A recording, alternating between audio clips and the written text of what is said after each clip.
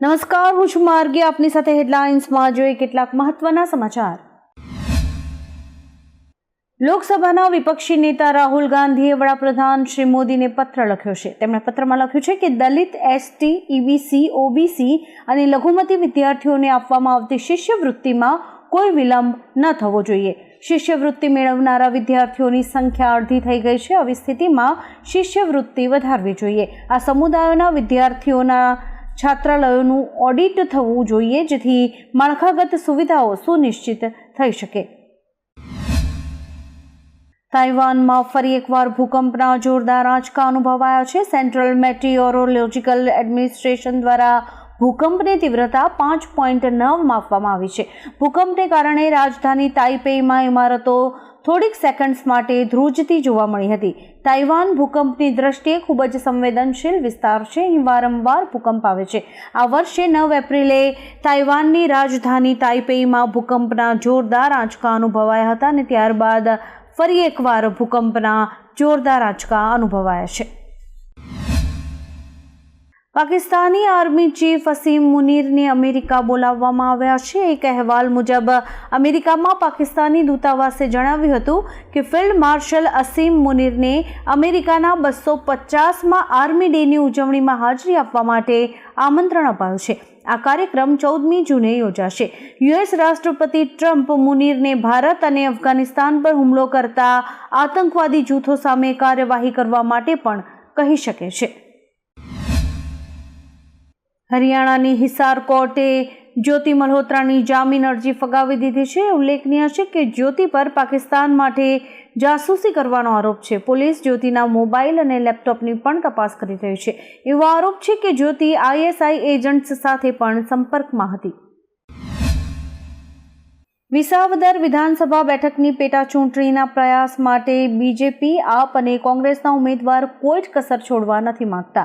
પણ આ પ્રચારમાં બીજેપીના ઉમેદવાર કિરીટ પટેલ અને આપના ઉમેદવાર ગોપાલ ઇટાલિયા ઘણીવાર સામસામે આવ્યા છે, તો કોંગ્રેસના ઉમેદવાર નીતિન રાણપરિયા સાદી રીતે પોતાના પ્રચારમાં વ્યસ્ત છે. હવે જોવાનું એ છે કે આ ત્રણમાંથી કોને વિસાવદરની જનતા પસંદ કરે છે. અમદાવાદમાં આજે ભગવાન જગન્નાથની જળયાત્રા ધામધૂમથી સંપન્ન થઈ છે. જોકે રથયાત્રા પહેલા રાજ્યમાં કોરોનાના કેસમાં જે રીતે વધારો થઈ રહ્યો છે તેના કારણે સરકાર ચિંતિત છે. રાજ્યના સ્વાસ્થ્ય મંત્રી ઋષિકેશ પટેલે અપીલ કરી છે કે બીમાર લોકો રથયાત્રામાં ના જાય. તેમણે કહ્યું કે બીમાર લોકો ભીડમાં ન જાય અને ઘરે બેસીને ટીવી પર ભગવાન જગન્નાથના દર્શન કરે. સરકાર યુપીઆઈમાં મોટા ફેરફારની તૈયારી કરી રહી છે. એનડીટીવીના અહેવાલ મુજબ 3000થી વધુ રૂપિયાના યુપીઆઈ વ્યવહારો પર વેપારી ડિસ્કાઉન્ટ રેટ ફરીથી લાગુ થઈ શકે છે, જ્યારે કે 3000 રૂપિયા સુધીના નાના વ્યવહારો ફ્રી રહેશે. જાન્યુઆરી 2020થી લાગુ વેપારીઓ પરની શૂન્ય ફી નીતિ સમાપ્ત થઈ શકે છે. ફ્રી યુપીઆઈ મામલે ભારત નંબર 1 બન્યું છે, પરંતુ હવે બેંક્સ અને પેમેન્ટ પ્રોવાઈડરને નુકસાનથી બચવું પણ જરૂરી છે. દેશમાં કોરોના વાયરસના કેસીસ અને મૃત્યુની સંખ્યા ઝડપથી વધી રહી છે, જેને જોતા વડાપ્રધાન નરેન્દ્ર મોદીને મળનારા તમામ મંત્રીઓ માટે આરટીપીસીઆર ટેસ્ટ કરાવવો ફરજિયાત કરી દેવામાં આવ્યો છે. મીડિયા રિપોર્ટ્સમાં સરકારી સૂત્રોના હવાલાથી આ જાણકારી સામે આવી છે. દેશભરમાં કોરોનાના એક્ટિવ કેસીસની સંખ્યા 7121 પર પહોંચી ગઈ છે. છેલ્લા 24 કલાકમાં 300થી પણ વધુ નવા કેસીસ સામે આવ્યા છે. દર વર્ષે જૂન મહિનામાં આવતા પૂર્ણચંદ્રને સ્ટ્રોબેરી મૂન કહેવામાં આવે છે. આ દિવસે ચંદ્ર પર આછો ગુલાબી કે લાલ રંગનો પ્રકાશ દેખાય છે, જે જોવામાં ખૂબ જ સુંદર લાગે છે. આ વખતે આ ખગોળીય દ્રશ્ય આજે દેખાશે. આ વર્ષનો સ્ટ્રોબેરી મૂન ખાસ છે કારણ કે તે પૂર્ણ હોવાની સાથે એક માઇક્રો મૂન પણ હશે, જે દર 18.6 વર્ષે ફક્ત એક જ વાર થાય છે. આ ઉપરાંત ચંદ્ર પૃથ્વીથી વધુ દૂર હોવાથી તે અલગ જ દેખાશે. કેરળ હાઈકોર્ટે વાયનાડમાં પ્રિયંકા ગાંધીની જીતને પડકારતી અરજીને લઈને તેમને સમન્સ જારી કર્યો છે. ભાજપની નવ્યા હરિદાસે ડિસેમ્બર 2024માં પ્રિયંકા ગાંધીની ચૂંટણી જીતને રદ કરવાની માંગ કરી હતી.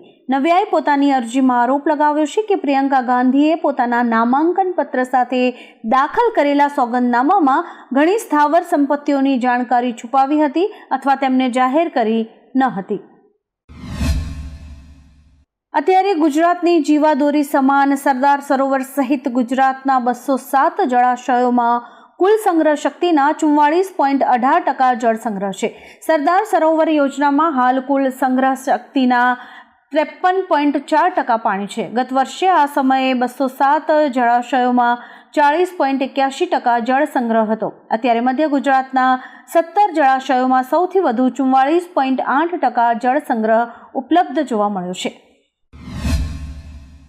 રાજ્યમાં ગ્રામ પંચાયતની ચૂંટણી વચ્ચે અરવલ્લીમાં બાયડ તાલુકાની રૂપનગર ગ્રામ પંચાયત સમરસ બની છે. હવે ધારાસભ્ય દ્વારા રૂપનગર ગ્રામ પંચાયતને 10 લાખ રૂપિયાની ગ્રાન્ટ મળશે. મોરબીની નવા ઈસનપુર પંચાયત પણ સમરસ બની છે. બનાસકાંઠાના વડગામની જોઈતા ગ્રામ પંચાયત સમરસ બની છે, જેમાં સરપંચ તરીકે મંજુલાબા ચાવડાની વરણી કરાઈ છે. સુરેન્દ્રનગરની જામવાળી ગ્રામ પંચાયત સમરસ રહેતા આ વખતે સરપંચ પદે મહિલા આવ્યા છે. અમેરિકાના લોસ એન્જલસમાં 5 દિવસથી ચાલી રહેલા પ્રદર્શનોને કારણે સાંજે 6 વાગ્યા પછી કર્ફ્યુ લાગુ કરાયો છે.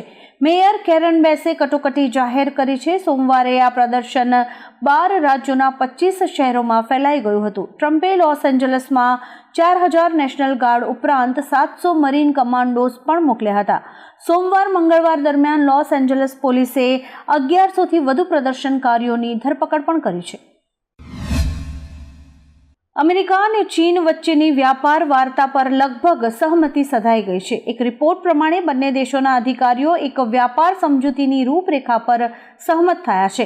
હવે આ સમજૂતીને અંતિમ રૂપ આપવા માટે અમેરિકી રાષ્ટ્રપતિ ડોનાલ્ડ ટ્રમ્પ અને ચીનના રાષ્ટ્રપતિ શી જિનપિંગની મંજૂરીની રાહ જોવાઈ રહી છે. તાજેતરની ફોન પરની વાતચીતથી બંને દેશો વચ્ચેનો તણાવ ઘટ્યો છે. કેન્યામાં 9 જૂને ન્યારુરુ નજીક એક ગોઝારો બસ અકસ્માત સર્જાયો હતો. કતારથી કેન્યા આવેલા 28 ભારતીય પર્યટકોને લઈ જતી બસને અકસ્માત નડતા કેરળના 5 લોકોના કરુણ મોત થયા છે, જ્યારે કે અનેક યાત્રીઓ ઇજાગ્રસ્ત થયા છે. ઇજાગ્રસ્તોને ન્યારુરુમાં સારવાર અપાઈ રહી છે. કતાર સ્થિત ભારતીય એમ્બસીએ હેલ્પલાઇન નંબર પણ જાહેર કર્યો છે અને નૈરોબીના અધિકારીઓ સાથે સતત સંપર્કમાં છે. ભારતીય રેલવે મુસાફરોની સુવિધા માટે હવે એક નવી પહેલ કરી છે. હવે રેલવેનું વેઇટિંગ લિસ્ટ ચાર્ટ 24 કલાક પહેલા તૈયાર થશે, ન કે પહેલાની જેમ 4 કલાક પહેલા. આ યોજના બિકાનેર ડિવિઝનમાં સફળતાપૂર્વક લાગુ કરવામાં આવી ચૂકી છે અને ટૂંક સમયમાં અન્ય ભાગોમાં પણ લાગુ કરાશે.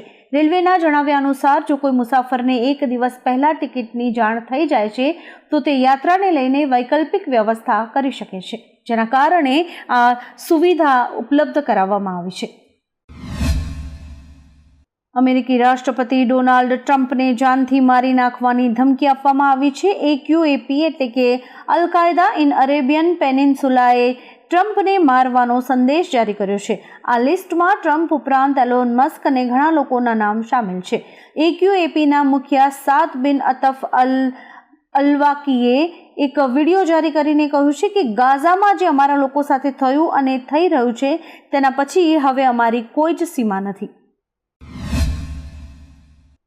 રેલવે મંત્રીએ BSF જવાનોને ખરાબ ટ્રેન પૂરી પાડવા બદલ અલીપુરદ્વાર ડિવિઝનના 4 અધિકારીઓને સસ્પેન્ડ કર્યા છે. અમરનાથ યાત્રાની સુરક્ષા માટે 1200 BSF જવાનોને ત્રિપુરાથી જમ્મુ જવું પડ્યું હતું, પરંતુ નોર્થ ઇસ્ટ ફ્રન્ટિયર રેલવેએ તેમને ખરાબ ટ્રેન આપી હતી. ટ્રેનની બારીઓ, દરવાજા, શૌચાલય અને લાઇટ્સ તૂટેલી હતી અને સીટ્સ ઉપરથી ગાદી પણ ગાયબ હતી, જેનો આ વિડીયો વાયરલ થયો હતો. અને આ વિડીયો વાયરલ થયા બાદ ટ્રેન બદલવામાં આવી હતી અને 4 અધિકારીઓને સસ્પેન્ડ પણ કરાયા હતા. આવા જ કેટલાક રસપ્રદ સમાચારો નિહાળવા માટે અમારી YouTube ચેનલને લાઇક, શેર અને સબસ્ક્રાઇબ કરો અને જોતા રહો હેડલાઇન્સ.